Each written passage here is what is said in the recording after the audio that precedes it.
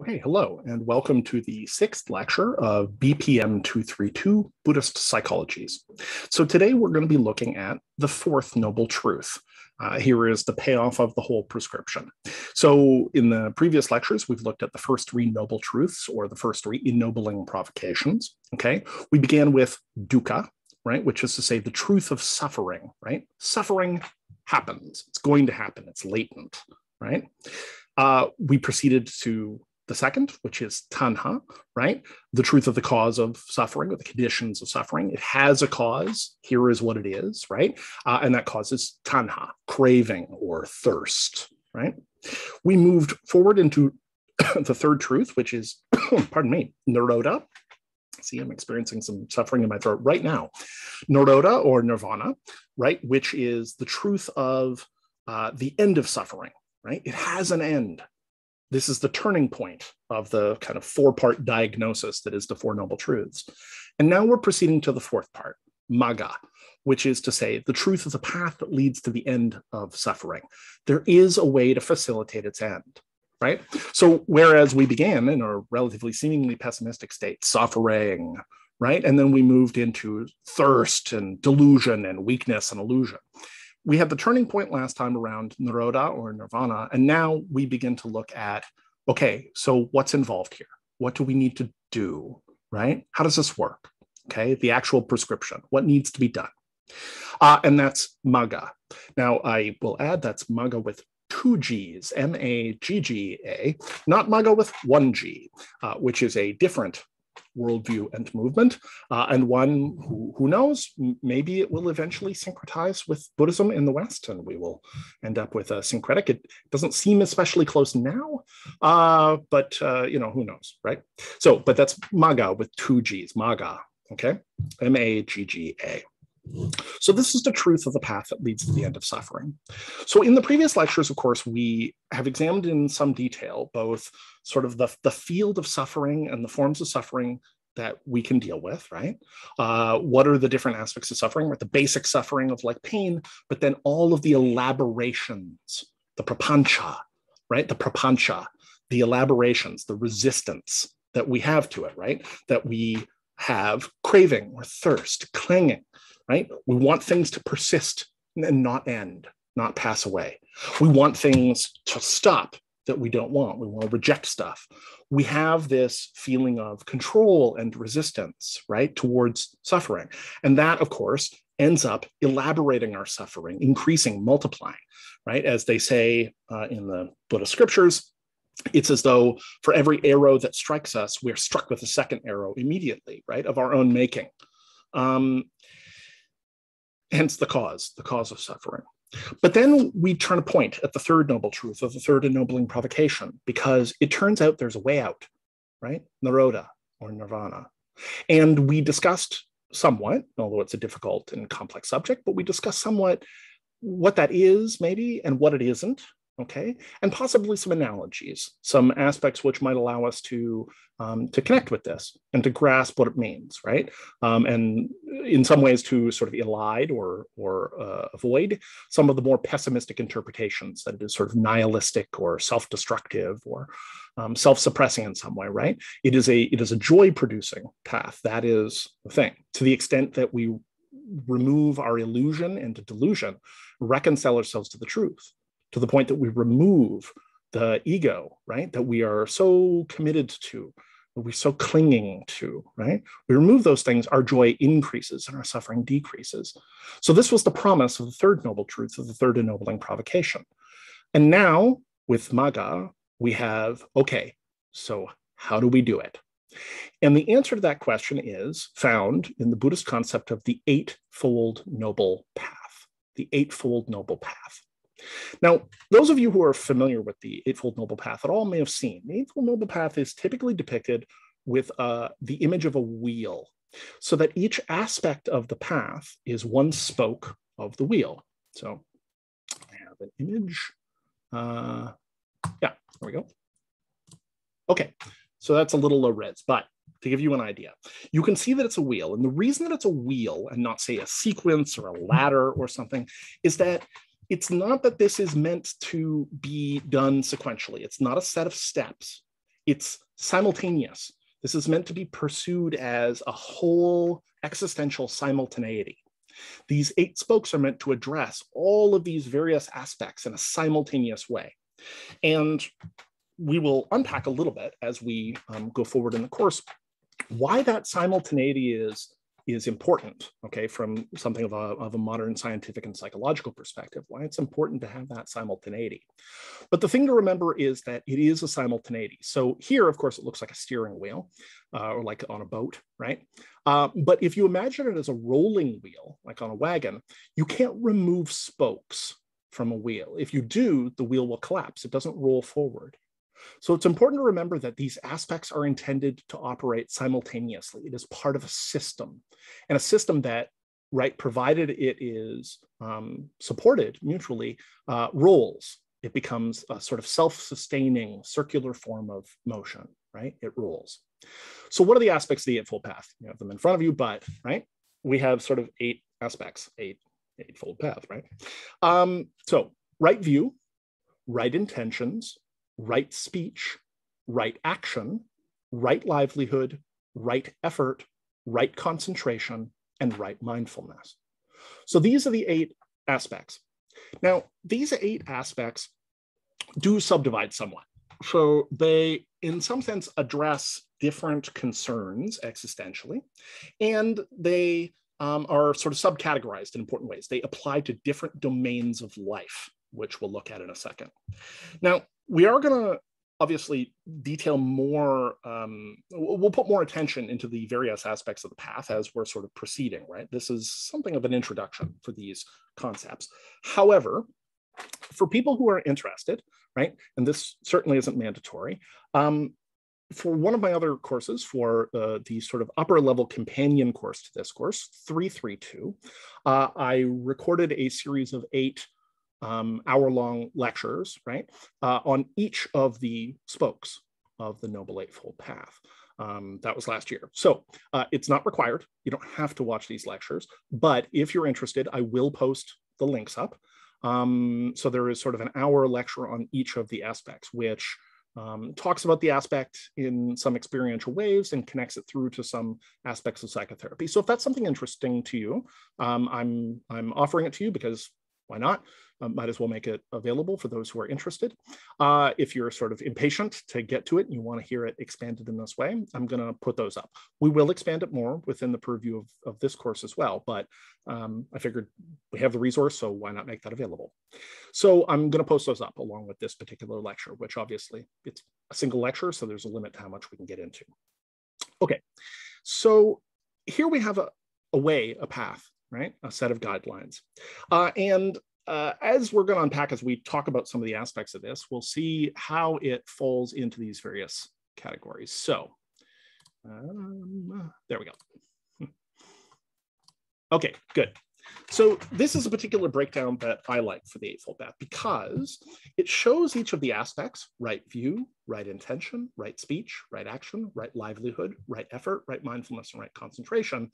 But it also importantly subcategorizes them. So you'll note that the first 2, right view and right intention, fall under the category of wisdom, which is to say that it's a particular sort of wisdom to thinking, that you have a correct view on things and that your intentions are sound, right? That falls in the path of wisdom. And those things, as you can see from the arrow pointing into the center, they answer the question of why, right? Why? Right view is about having a view that accepts, even if you haven't directly experienced it, nevertheless accepts, right, the idea that we are indeed locked into a cycle of suffering and that there is a way out of that suffering, and that, right, a great deal of our illusion has to do with craving and so on and so forth, right? It accepts concepts like no self, like emptiness, like impermanence, right? So this is sort of the aspect of right view. It's about these basic Buddhist precepts. Right intention, of course, has to do with, your motives for doing so, right? Your motives for pursuing the path in some ways. And that can be tricky territory, as we will discuss at greater length, because frankly, the intention that we can have around this kind of material is very prone to being hijacked in a certain sense by ego concerns, right? There is a concept that we come across in this field called spiritual bypassing, which you may have come across in some of the readings or you may be familiar with, spiritual bypassing. And the nature of that is that sometimes when we become intensely interested in this kind of spiritual material, right, this kind of intentional self-transformation, we're using it as a way of avoiding other issues, right? So we don't want to deal with issues in the world. Now, if we're a monk, right, if we're in a monastic path, that's a different kind of story. There is, a retreat from those things. But for most of us, we're laypersons. We are sort of operating within the world. And so right intention in this question of spiritual bypassing becomes a very live issue, right? Are you pursuing this for the right reasons? Now, never mind that people can also, pursue sort of spiritual material and meditative material for all kinds of ego-driven reasons, right? To avoid their problems, but also to develop a kind of superiority, right? Oh, I'm more detached than you. There is a kind of holier than thou quality. And in some cases, it's overtly about power. In some cases, it's also about a kind of self-suppression.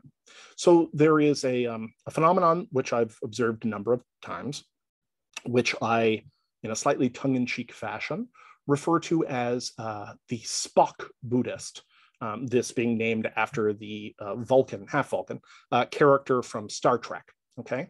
So this is the person who believes that through meditative discipline, they have purged themselves of emotions, right? And the thing is, with the Spock Buddhist, they have not purged themselves from emotions. All they've done is dissociated those emotions from themselves, so the emotions run amok, but they blame them on other people. So they'll still have outbursts of sadness and anger and so on and so forth, but they feel divorced from them. They sort of deny that it's happening, and therefore they point their finger at other people. But this is a noticeable subtype, the people who believe that they're using meditation in some way to completely transcend. They no longer have emotions, right? That is not what the path is meant to do. So again, this is one of the pitfalls around intention and sort of right intention. Why are you doing this? Are you centered in the right way? Is it about your suffering? And is it about compassion for other people's suffering? Okay. So these are the questions of wisdom. You have to have this kind of material in some sense, right, sorted out so that you can get to the why of the whole thing. Okay. The next three spokes of the wheel, right speech, right action, and right livelihood, are the ethics component, which is to say that these three things have to do, primarily speaking, with how you operate in the world, how you're interacting with other people, right? And that's the how of it, right? These are the procedural components of action. So right speech, right? Don't lie, don't abuse people, right? Don't yell at people, etc. Right? There are lots of sort of subtypes of this. Right action is about your behavior in the world, right? You shouldn't be violent. You probably shouldn't be greedy. You shouldn't steal things, etc. Right? Right action. And then right livelihood more broadly concerns the question of employment, jobs, what you do for a living, right? Because again, unless you're a monastic, you're operating in the world. You're going to have to work. And there are, ways that you can consider things, reflect on things in order to minimize the amount of harm you're doing in the world, right? To minimize the amount of harm you're doing in the world. So, for instance, I had an acquaintance who was an executive at a tobacco company, and they weren't themselves a smoker, but they nevertheless had this job, which paid very well, and so on and so forth. And I found it very difficult to reconcile myself to, right? I was like, how do you do this? Like, it's a little bit like, how do you sleep at night? Incidentally, if you want an interesting lens into this question, there's a podcast that came out a few years ago. I don't know how long it ran, but it was called How Do You Sleep at Night? And so it was interviews with people who are in these sort of ethically dubious or ethically questionable, at any rate, areas of employment, of livelihood. But this question of right livelihood, right? How do you make your living in the world? And how are you doing so in a way that is ethical, where you're attempting to sort of minimize harm to others and to yourself, okay? So those three aspects are sort of the how component, and that falls under ethics. And the final three spokes, okay, right effort, right mindfulness, and right concentration are clustered here under the heading of samadhi, but we could say meditation, okay? Broadly speaking, the way that we use it in the West, we could say meditation. So samadhi is this question of meditation. And this is the what, in a certain sense. These are sort of direct techniques and tasks that you can use to reinforce the path, to have insights, right? To reduce your reactivity and to have penetrating insight and clarity, to see through the illusions, to deconstruct the illusions, right? But also to open the gap of your reactivity up higher. Normally, as we've discussed, it's a very closed gap. It's there, right, between, sort of stimulus and response, but it's so small, it's almost undetectable. And the idea is that we can begin to widen that out. So there are three aspects here: right effort, right mindfulness, and right concentration, right? How are you making these efforts? Are you cultivating a state of mindfulness? Are you cultivating a state of concentration?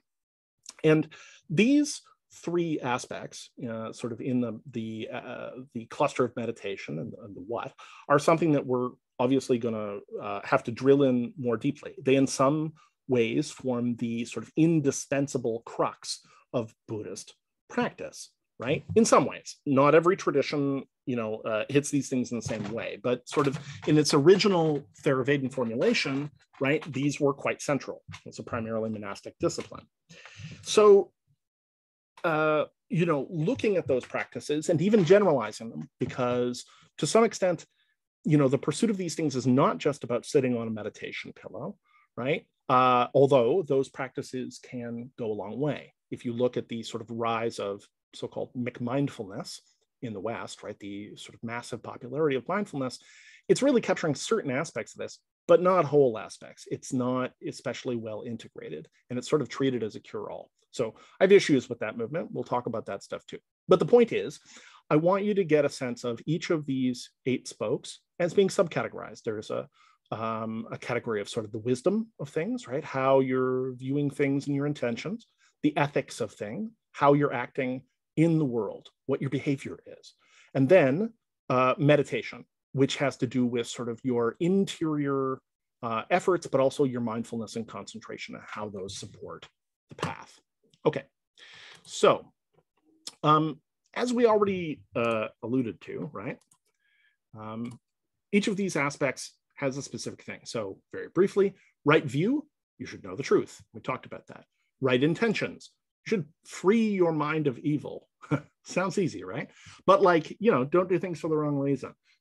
Don't, try to become gurus so that you can obtain sex from your followers, a thing that happens with distressing frequency.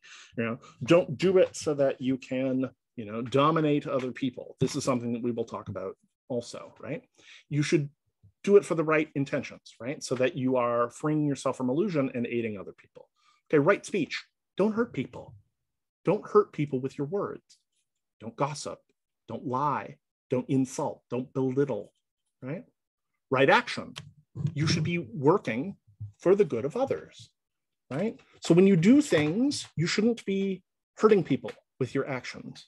Now, to some extent, that's in some ways kind of unavoidable. The world that we live in is a tangled mess, and sometimes it's difficult, right? It's not cut and dry, it's not simple. But the point is, very often it's the case that we know things are wrong and we do them anyway. Or we intentionally do things because we're angry, we're hurt, we're wounded, right? And all of us have done this. All of us have hurt somebody on purpose, or at least, seriously thought about it, right? As I like to sometimes tell my clients, people, of course, always get kind of distressed if they've been fantasizing about murder in some way. And if you look at the statistics, it's actually remarkably common, right? Fantasizing about sex and fantasizing about murder are both very, very common, but everybody keeps them super, super private and doesn't want to talk about them. But they're, in fact, extremely common. And there's a relatively low correlation. The point is, sometimes we all get into a place where we're sort of imagining hurting somebody. And ideally, it's good, of course, to get in a place where you're not feeling that way. But there is a difference between the thought and the action. However, when the action comes up, are you doing things to hurt people out of spite because they deserve it? Because whatever, right? That's the question of right action. Instead, you should be working for the good. Right? You should be working for the good of others. And right livelihood. in general, this comes down to respect life. And there are a bunch of sort of specific prohibitions within it, right? So some of this is a question of, like don't sell intoxicants, don't sell weapons, don't be a butcher, don't, right? More or less sort of ways of contributing to the suffering of the world actively, you should attempt to avoid, right? So this question of right livelihood. Okay, right effort.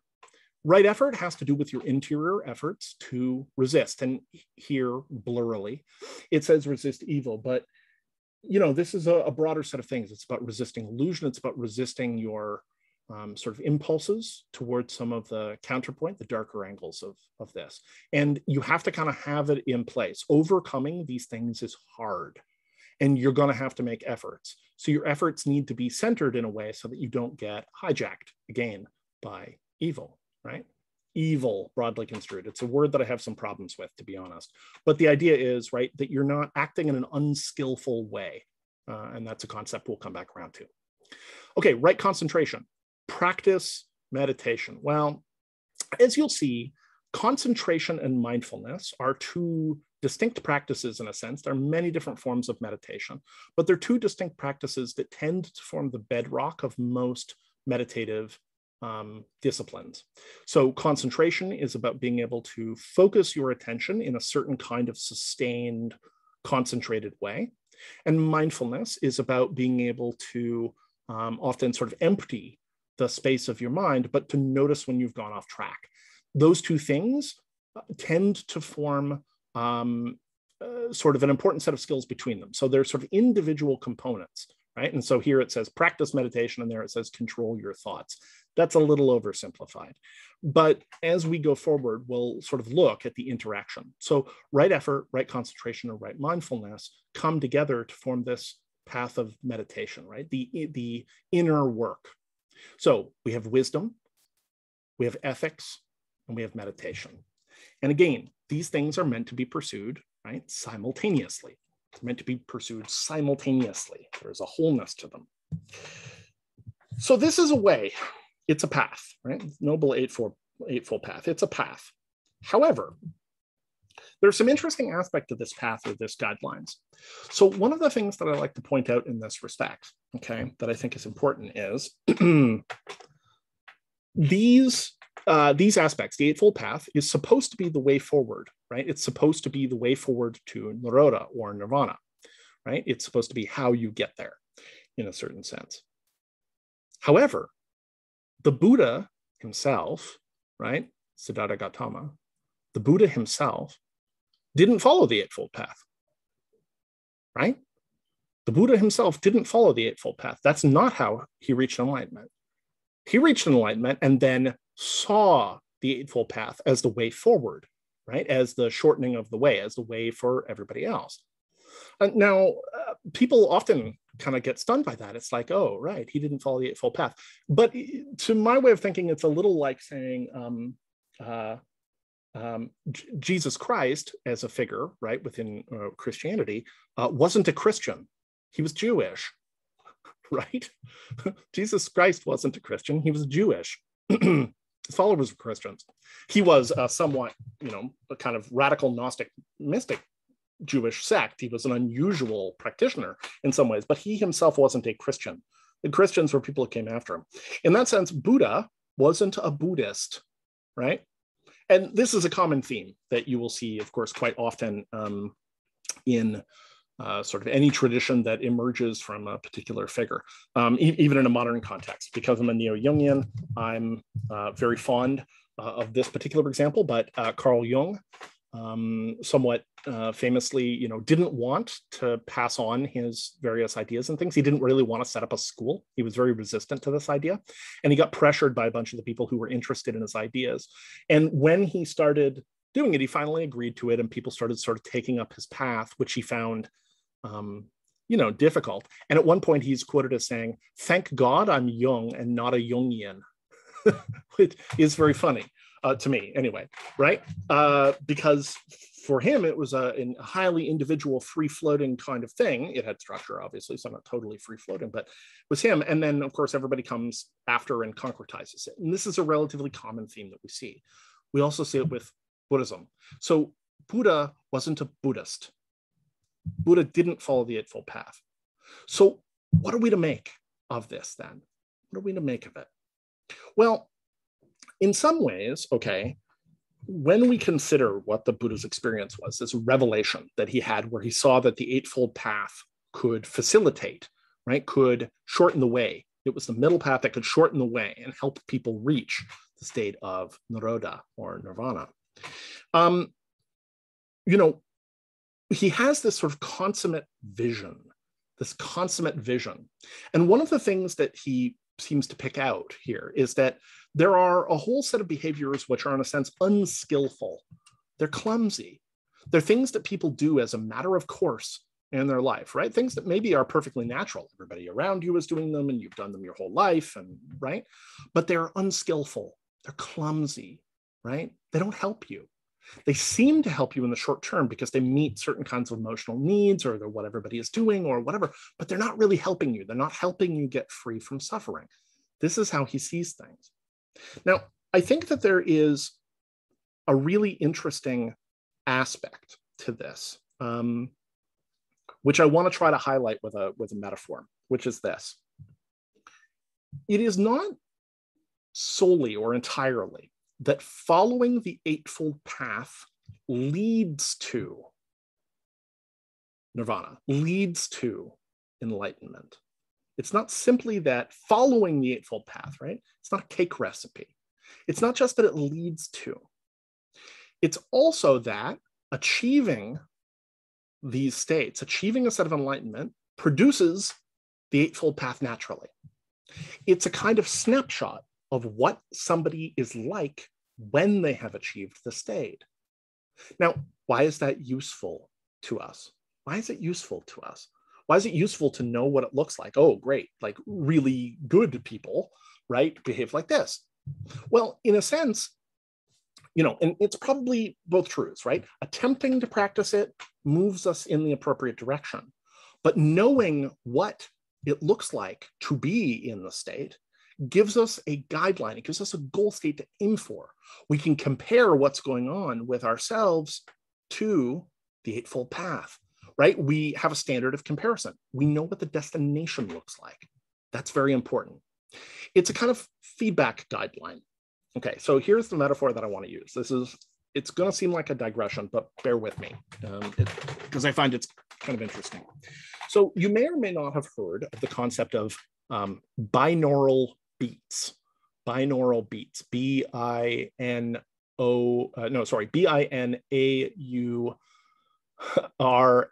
Binaural beats. Okay, what are binaural beats? Now, if you've ever like looked this up on YouTube or stumbled across it, you will hit a bunch of like super overinflated claims about binaural beats. But there is some good science around binaural beats. So what are binaural beats? Binaural beats are a sound that you play on stereo headphones, right? Which seem to have certain kinds of effects on the sort of frequency domains of your brain, and thus sort of the processing, right, of your brain, right? So these frequency domains relate to various levels of like attention and processing, etc. Okay, and generally speaking, the higher the sort of frequency, okay, this is extremely general, but the higher the frequency, the more sort of activated, okay, your consciousness and attention are, and that could be too much. So if you're up in the really high ranges, you're like freaking out, right? You're too activated, and there's like, you know, an attention that's in the middle, and then a little below that is like a relaxed state, and then a little below that is like kind of a trancey state, and a little below that is a state that's so like tranced out you're barely aware. Okay, and we're all moving up and down the scale all the time. We're moving through it normally during the day, right? As our attention fluxes and our energy fluxes, we move through it in different states when we sleep. Okay, we'll tend to move up and down this sort of frequency scale. So binaural beats are a sound-based technique which is designed to facilitate this. I add it can be quite useful in meditation. I have used it on and off for 25 years, okay, with some significant successes. So how does it work? So the idea is that binaural beats rely on playing two different tones, one into each ear. That's the basics. It's very simple. Now, a tone is, of course, a vibration. It's a frequency. And so what you do is you play two different frequencies, okay, measured in hertz. And hertz is a measurement that is vibrations, oscillations per second. So you have two different frequencies with two different hertz, okay? So let's say, for instance, in this ear, I have a 50 hertz tone. That means it's vibrating at 50 times a second. And you would hear that as like, ooh, right? 50 hertz. And in this ear, I play one that's 57 hertz. Ooh.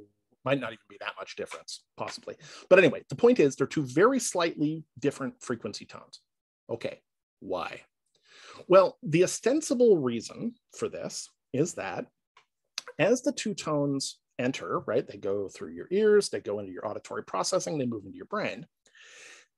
The claim is that basically if you track the difference, the frequency difference between the two tones, right? So in this case, 50 and 57, so the difference is 7, right?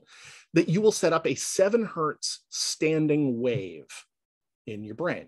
And that will entrain you, which is to say that it will be likely that your brain will pick up that frequency. So you can use it to guide yourself into certain frequencies, right? And 7 would be quite low, very, very calm, right? That would be very, very calm, not at all alert or anxious. It would be quite calm. So the basic idea of binaural beats, okay, is that putting those two tones in produces a standing wave in the center because the difference between the two creates a standing wave, right, within the brain that helps shift the brain into that frequency. That's the standard claim that is made around binaural beats. And you can find all kinds of videos, lots of them are garbage, but you can find all kinds of videos. You can find free apps to do this as well. Okay, but I'm going to propose an alternate explanation. And this is one that, as you'll see in a second, I think links up interestingly to what we're talking about here. So let's change this slightly different. Let's say that I'm playing 50 in this ear and 54 in this ear, okay? So here I am, and I've got these two tones going. And if I close my eyes and I pay attention, I will hear those two tones in my ears. But if I pay attention in the right way, I can also hear, right, the frequency difference. That's about 4 hertz. You'll hear it. Now here's the thing. That 4 hertz tone doesn't exist. It isn't in this ear, and it isn't in this ear. This is 50 hertz. This is 54 hertz. That isn't being produced by either of those things. It is an effect of the interaction between the two. Okay? Pretty simple. That's part of the basic theory of binaural beats. But what I want to suggest is this. And this is something that I've been meaning to test for a while. It's kind of a hypothesis I've had for a while, but there is a different way to think about the way that this tone is operating than simply to think about it as producing a wave, which then causes this change in your brain. Another way to think about it is this. If your attention hears the wah, wah, wah, wah, wah, wah, wah, then that is a sign that the two halves of your brain, that the two hemispheres of your brain must be integrating their information. I'll say that again. If you can hear that, that sort of synthesized tone, wah, wah, wah, wah, wah, wah, wah, wah, wah, you must be synthesizing, you must be combining the information from the two halves of your brain. Now, of course, we're always kind of combining that information, but the two hemispheres of our brain can get badly out of alignment in certain kinds of conditions. And it's really outside the scope of this course. But the point is, you should read The Master and His Emissary by Ian McGilchrist and read a bunch of other things, Gazanica, and take my other courses. We'll talk about that too. But the point is, if you have it within your awareness, if you are aware of the wah, wah, wah, wah, wah, wah, anytime you're aware of that, you necessarily are integrating the information from the two hemispheres of your brain. That's a different thing than that information is combining to cause a 4 hertz, right? Because having hemispheric integration is going to have its own significant effects. Listening to music tends to create hemispheric integration. There are a lot of benefits that come from hemispheric integration. So it may be the case that that differential drives the 4 hertz, right, causes entrainment and drives it in the brain. But also, I want to point out that just fixing your awareness on it, keeping it in your awareness, anytime you're aware of it, you are necessarily also integrating information. Otherwise, you wouldn't be detecting it at all because it isn't in either side. Okay, so that's the basic idea around binaurals. What does that have to do with the Eightfold Path? What I want to suggest is that the Eightfold Path is a bit like this. The Eightfold Path is simultaneously, okay, a set of things that you're doing, which when you do them it drives positive behavior, causes and drives positive behavior, okay? But also, when you experience aspects of the Eightfold Path, you know you're doing the right thing. It's both. It's moving both ways. It's both, you do things on purpose to move in a certain direction, to try to transform yourself in a certain direction. But also when you experience those things, you know you're doing the right thing. In the same way as when you hear the wah, wah, wah, wah, wah, you know you're hemispherically integrated. You must be to experience it, right? In the same way as like your eyes have to be aligned for you to see a 3D picture, right? You couldn't see things in depth unless your eyes were integrating their information, right? Depth is about integrating 2 separate images from your eyes. So, you know, if you're experiencing depth, you know you're integrating that information. If you're experiencing wah, wah, wah, wah, you know you're integrating that information. If you're experiencing aspects of the Eightfold Path, you know you're on the right track. That's part of the value, that it is the naturally emergent set of things that comes out of the state of enlightenment. So it's both the set of things that drives towards Nirodha or Nirvana, but it's also a set of conditions that you can use to recognize, to steer, to guide. So insofar as you're experiencing those aspects, you're on track, okay? So there is a kind of mutual support concept to it that I wanna get to.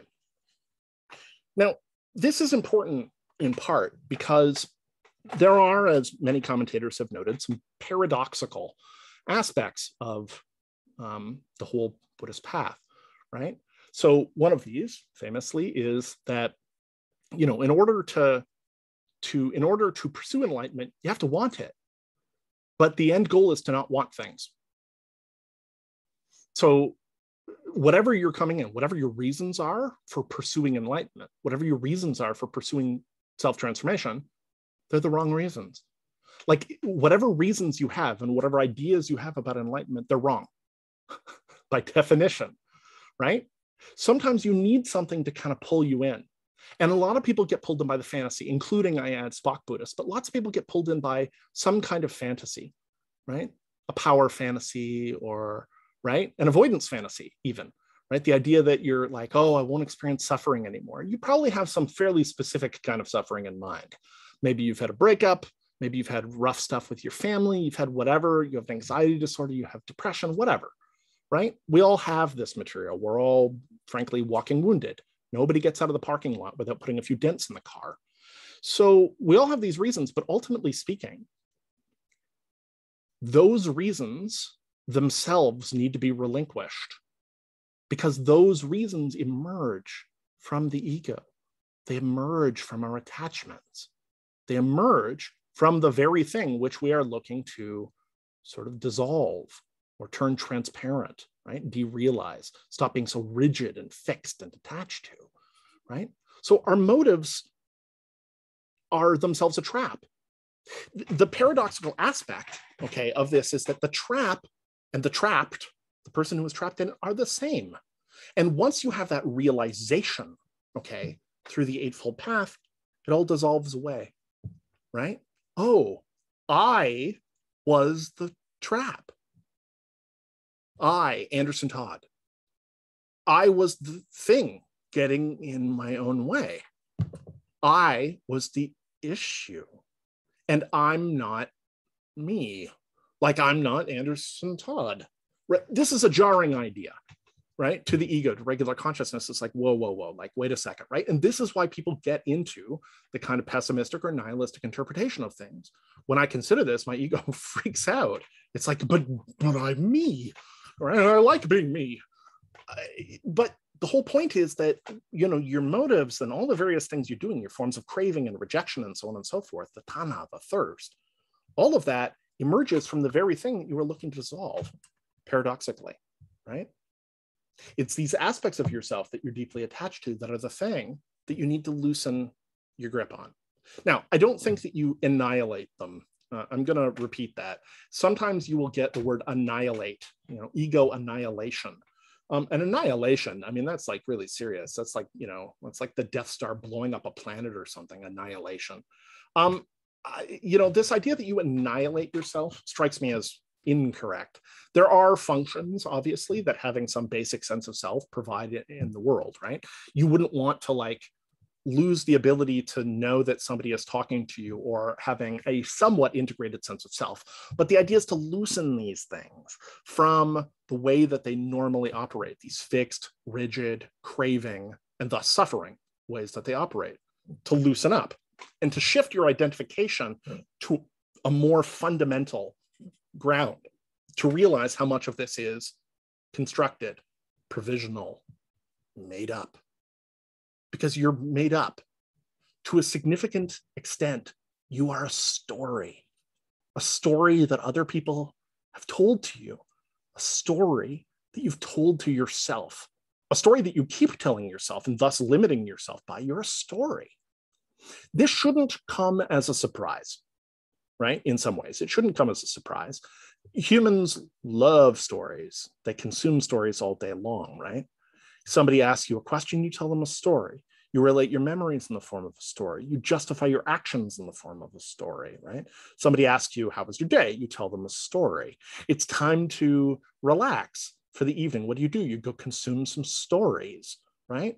Stories, and if there isn't a story, people will get very nervous. What's the story, right? This idea of story. We are, in a very important sense, made of narrative as this simplifying method. And that's not unimportant. I wouldn't, again, be a neo-Jungian if I didn't think that there was some value to story and narrative. However, you're not identical with those things in an important sense. You aren't the story you tell about yourself or to yourself. You aren't. Now, shifting that can be hard.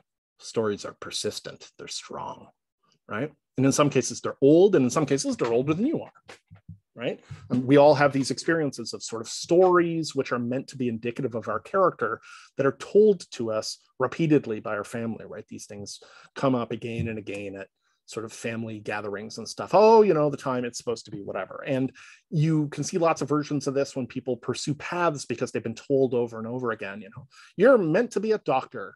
And right, they'll sort of internalize the story and eventually realize that it doesn't actually fit with their feeling. It doesn't fit with how they themselves feel or what they themselves care about, right? They're not identical with that story as much as they've been sort of following after it.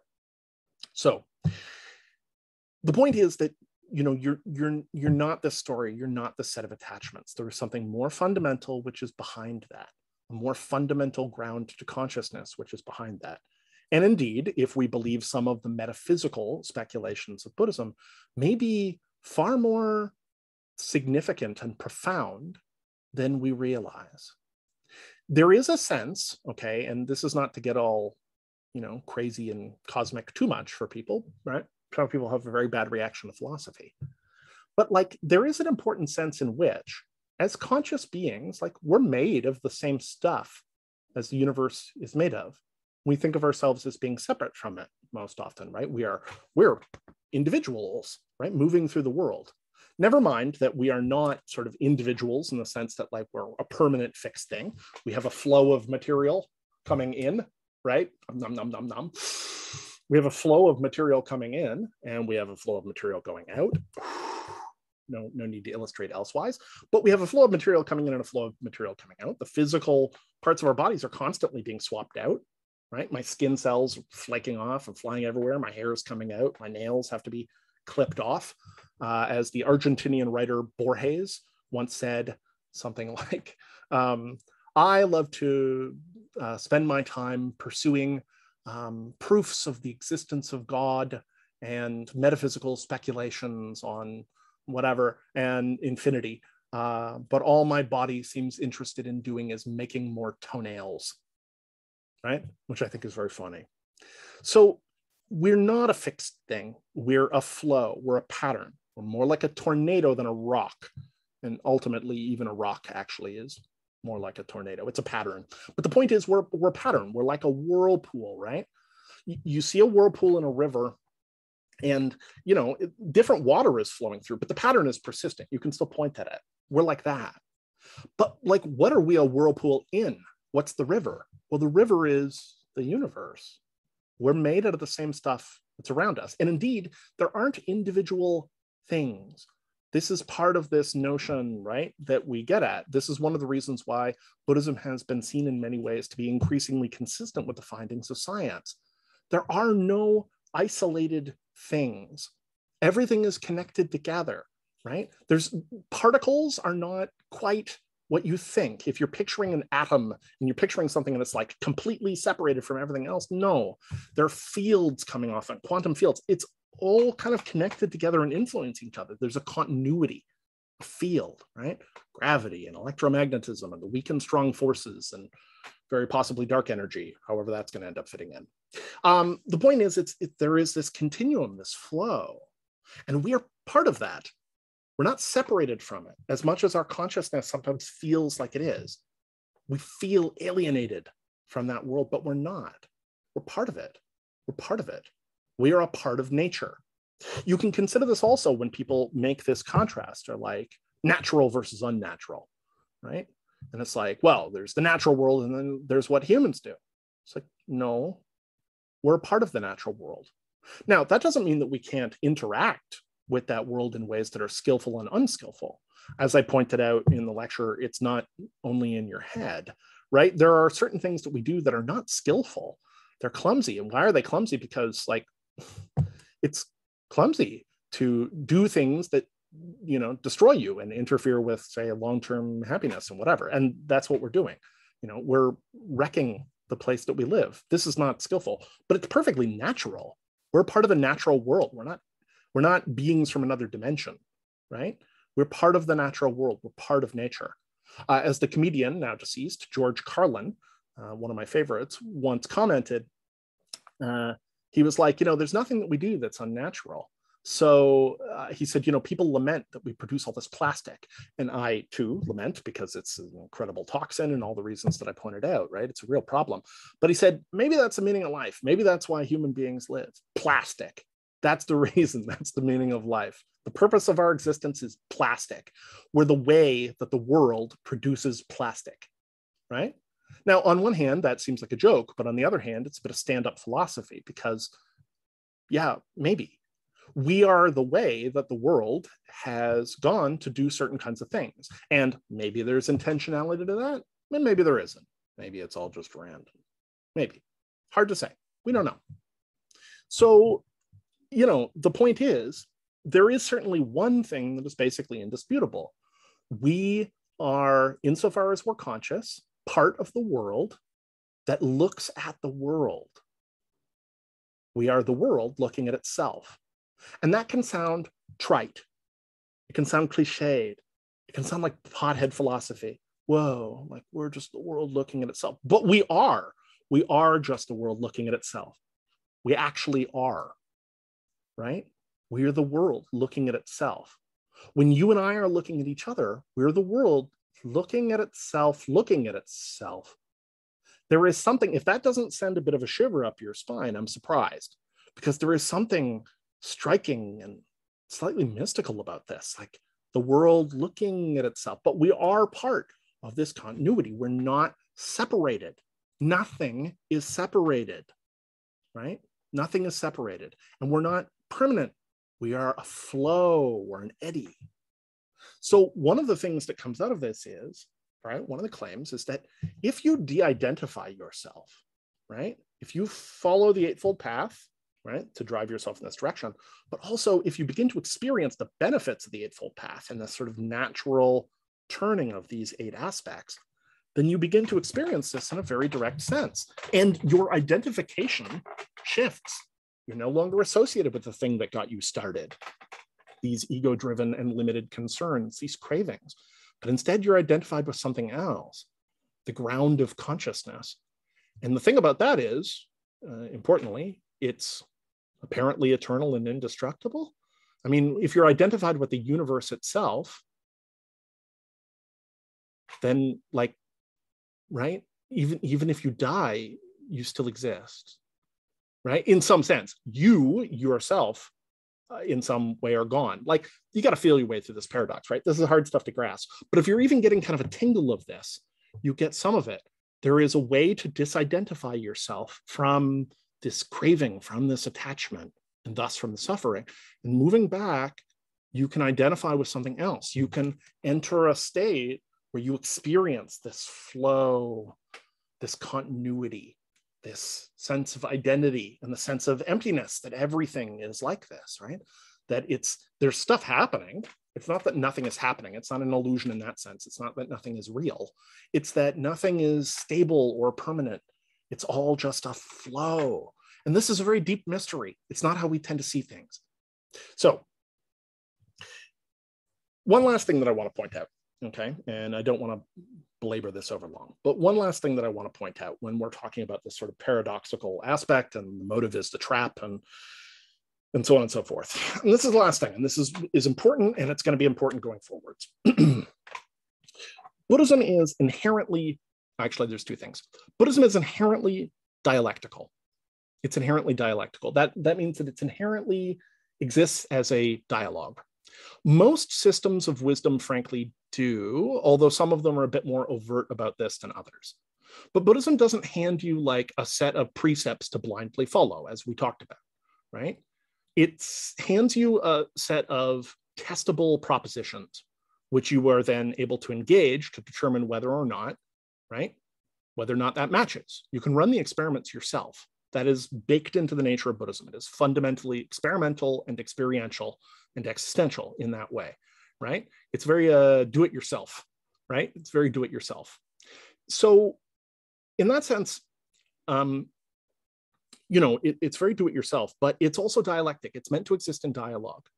And this is one of the reasons why when we talk about the three refuges, okay, the Dharma, the Sangha, and the Buddha, the Dharma, the Sangha, and the Buddha. These are the three refuges for Buddhists. Okay, the Buddha himself, he's an exemplar, he's a model. One looks to him and his teachings, right, as a way of framing this whole thing as an exemplar, as a goal state, as, not an idol, importantly, but as a model, as a role model, okay? One looks at it as a role model. I always forget how dark this paint. I mean, it is the darkest commercially available paint in the world, but I'm sometimes surprised how dark it is. It's a model to follow. So that's the refuge of the Buddha. The refuge of the Dharma is all of these teachings, right? It's the way forward, the Eightfold Path, the various sutras, these various teachings. That's the Dharma. But the third refuge is the Sangha. And the Sangha is the community of people pursuing this. And that's important. You're in a class and quite a few of you are going to be interested in this material. Connect with each other. If you haven't already, connect with each other. Because, and I don't book face, I don't have Facebook, but if you don't have a Facebook page, like have a Facebook page, I assume you probably do, because that's something that people set up, or a Discord or something of the like. People set that stuff up pretty rapidly these days, and all of you are, of course, internet native. All of you broadly construed, because many of you are below a certain age, et cetera, but most of you are going to be sort of internet native. So you've probably already set this up, but if you haven't, set up this thing so that you can talk amongst yourselves, right? This is the aspect of Sangha, of community, because Buddhism is inherently dialectical. It's inherently dialogic. And that's having both a dialogue with, say, the Buddha himself through teachings, and with his disciples, his commentators, his elaborators, right? The people that came afterwards, having a dialogue with those texts, right? A back and forth, a conversation. But it's also having a conversation with other practitioners. There is an immense benefit to this, right? An immense benefit to this. So the three refuges, right? The Dharma, the Sangha, and the Buddha, right? Sangha, inherently dialectical. Okay, there's one last thing that I'm going to say about this, and then I will drop it off, and we will pick up next week by diving in yet further on some specific aspects, and also on sort of codependent origination, etc. But the last thing that I want to say is, I think it's an important aspect when you're thinking about the Eightfold Path to also think of it as kind of a spiral. It's a wheel, so it turns, it turns. I don't have 8 fingers, but it's a wheel, so it turns.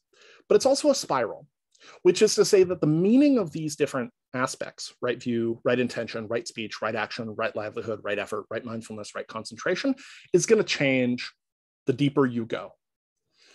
With most good texts and good films, you can come back to them more than once. That's been my finding. There are some books that I read once, but there are other books that I read over and over again. I've read them many times in my life. And every time I come back to them, I experience something slightly different. There's a richness there, but also it interacts with me differently. I'm a somewhat different person. I've learned and experienced different things, and so different things foreground. The same is good of sort of any good piece of art, right? That you can come back to it, and coming back to it multiple times in your life, you experience it very differently, very differently. It's the same with the Eightfold Path, okay, and with the Dharma generally, which is to say that yes, it's a wheel and it's turning, it's a self-propelling system that's reaching in both directions and so on and so forth, but also it's spiraling upwards. And as your practice advances, as you're sort of getting, deeper into the practice, you're going to see these aspects differently. You're going to see them contextually differently. So this is important to remember, that there is a nuance and a layering to this material. Okay, so that is the fourth noble truth, or the fourth ennobling provocation of Magga, M-A-G-G-A. There is a way to facilitate the end of suffering, and it's the Eightfold Path. So from here, we're going to look at some of the core concepts in and around. Okay, we'll be examining codependent origination, right? Codependent arising. We'll be looking at equanimity. We'll be looking at greater length at emptiness, at no self, right? We'll be examining all these various aspects, and we will begin discussing at greater length, right, some of the procedures, aspects of the Eightfold Path. What do we do? So there are things that are sort of blocked, and you've been keeping up with the readings, so you'll already have some exposure to this, right? But also we're going to start talking about some of the mechanics of Buddhist practice, especially on the meditation side, some of the mechanics of that. What does it look like? And how does that stuff interface with sort of Western psychologies, Western conceptions of this, and Western psychotherapies? So I'm going to post this one up so you can catch it. I will also post up the links to the 8 short lectures from the other course for your delectation, if you wish. As I mentioned, it's totally optional. This is not a requirement, but if you're interested, they're there. Okay, and I will see everybody next week.